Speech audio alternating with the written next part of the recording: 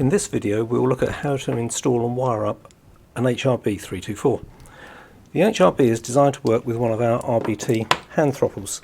The two toggle switches can be used to operate the three relays on the HRB, which in turn can operate twin horns and a single lighting circuit.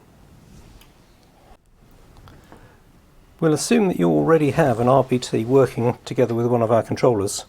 In this video we're using a DNO, and you need to have the RBT and controller wired up and working in order to provide the control signals to the horn relay board.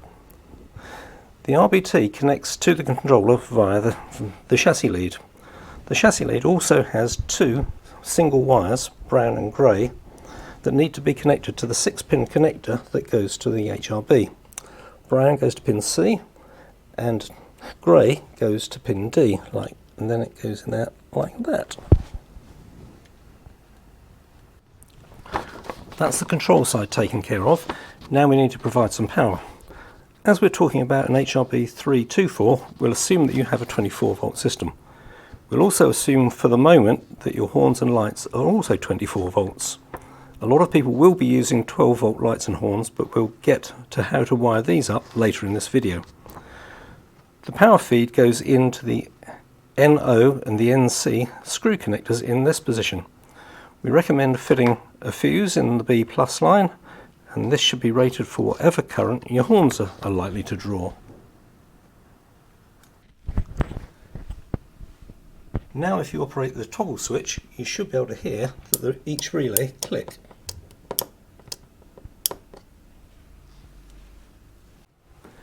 Now we'll connect the light circuit. This goes in the NC and CO connections of relay R3. If we've got this right, then operating the light toggle switch on the RBT should make the lights come on.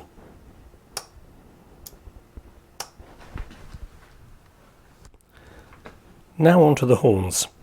These go across the NC and CO screw connections of relay 1 and relay 2. We'll just show the one for clarity. At this point we need to talk about catching diodes. Most car and motorcycle horns are very inductive. That's a fancy way of saying that they are a bit like car ignition coils, and they can create very high voltage spikes when the relay contacts open. These voltage spikes can be large enough to cause damage to other electronic equipment, just like this nice expensive controller sitting here, so we need to do something to stop them occurring. That something is to fit a catching diode like this across each horn. There's an explanation of how they work on our website. But for now, just trust me and fit them across the horn like this. The white bar on the diode must go to the CO terminal.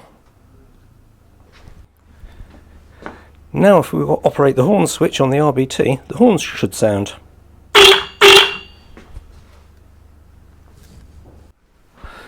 One word of caution on horns. Some older horns have one terminal of their coil connected to the body of the horn. If yours are like that, do not connect the body side to the CO contact on the relay block.